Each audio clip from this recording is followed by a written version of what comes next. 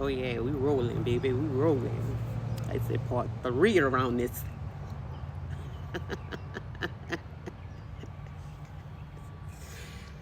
Yo. Okay, so I gotta tell this story. Cause at first I was talking about it in part 2. That I was gonna talk about this story, but at that moment I had a different channel came in. So I was just like, okay, I gotta talk about this. So but today, Jesus. Right now I'm gonna talk about this story. Okay, so this is how I know that my inner child was crying out, not realizing all the trauma that was built up, that was stored. And I talked about this before, how the body will store trauma, and how there's points where this trauma is released and you have to deal with it, which is why they got times where people, certain cycles, we dealing with certain things. Like this thing will constantly be a flux because there's a reason that it comes up, or you try to stuff it down. But that's the thing about it, that's the cycle, that's the loop. It's like you stuff it down, but then it's like it's gonna rise again. It's like unfinished business. It's gonna come right back around. But then it's like, all right, so having dreams about being a lot, like having these dreams, but then also seeing a lot of the stuff that I went through and seeing as a young girl. So it was like it manifested into my subconscious, started having nothing but dreams. I'm like, dang, it's almost like I can't escape this. But then Hurricane Katrina happens. Forgive me, my little people, dang. So Hurricane Katrina happened, and it was like I move around a bit, but then I'm in San Antonio, and I'm going through a lot of, like, I'm having a lot of shadow work. I'm doing a lot of shadow work, and I never forget. My people would always be asking me, like, why don't I come back home, and why don't I come back home? I noticed that you can't heal in the same place that made you sick. And they got some that won't understand that, and they got some that won't. And I don't have nothing against it. But it's almost like you think if you've been in a cage for I don't know how long. That's why even animals, they run away.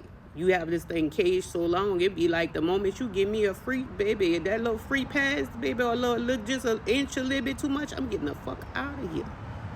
So Hurricane Katrina, it was like my gift and a curse.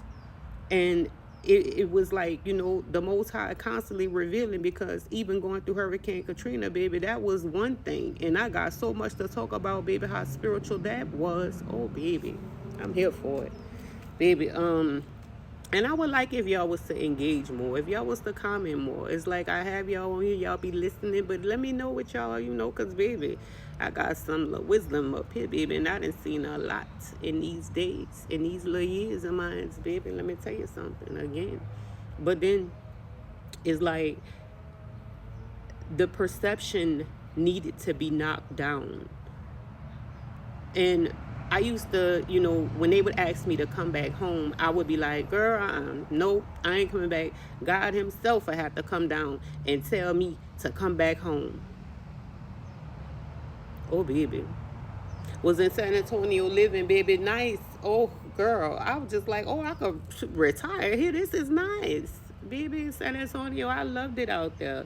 And I never forget, 9 months into living there in 2017, I gets the nudge. Jay, you ready? I'm like, what? What did you say? You gotta go back home. Let me tell you how bad this was. And this is how I know, like, we go through so much in this body, and if you pay attention to it, baby, it's almost like, again, God talks to you in this body. Spirit talks to you in this body. Because, again, anxiety is only thinking too far in the future, baby. Depression is too far in the back. Or baby, just it could be seasonal. It could be momentary. You never know. But I'm just saying, I got so much anxiety around the fact that Spirit was asking me to go back home. It really, listen to me, it gave me heart palpitations. I never really knew what it meant to have like a panic attack or anything like this here. So here I am. I'm also, got other things going on, but I'm just like, I gotta go back home. It gave me so much. Okay, I had to stop for a second. Hold up. Okay, so the anxiety, how much anxiety that going back home produced. I just was like, oh my God, I can't.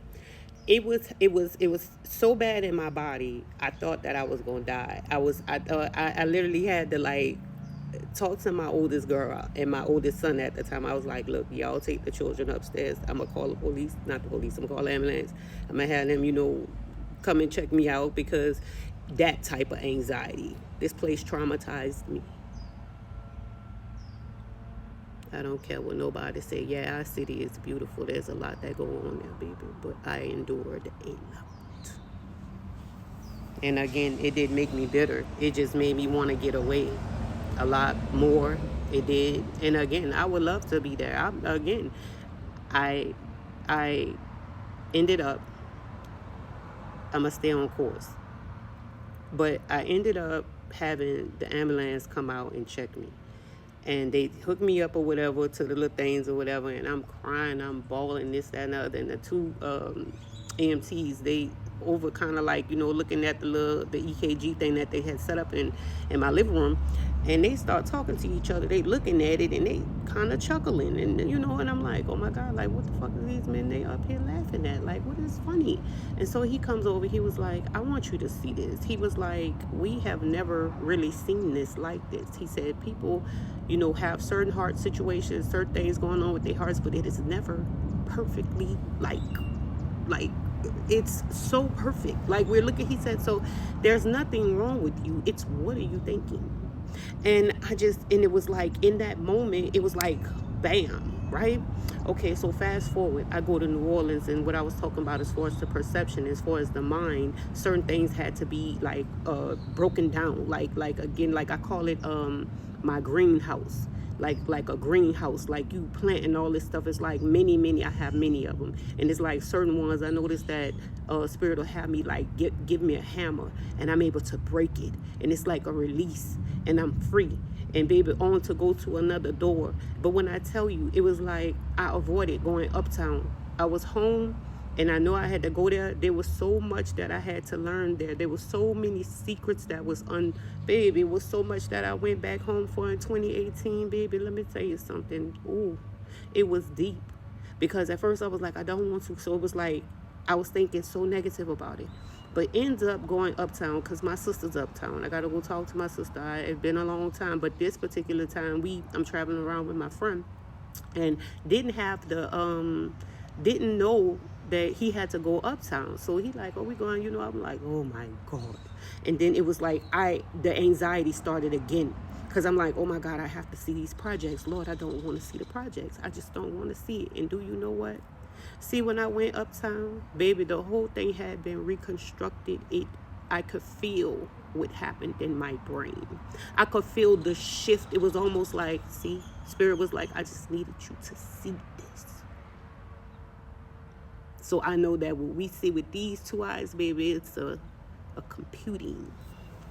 Oh, baby, I could cry because of the liberation that I felt when I saw it. It was just like, but what's so crazy was everything was renewed, but the church that I grew up in as a little girl, one of the churches that I grew up as a little girl, was still there on Taladana and Claiborne, baby. They didn't build a mall around it. I said, how is that in the churches? Everything has changed but the churches. That one was a doozy. Baby, and what we talking about? Baby, shifting perception. Another ring loose. Another cycle that was completed. Those dreams stopped.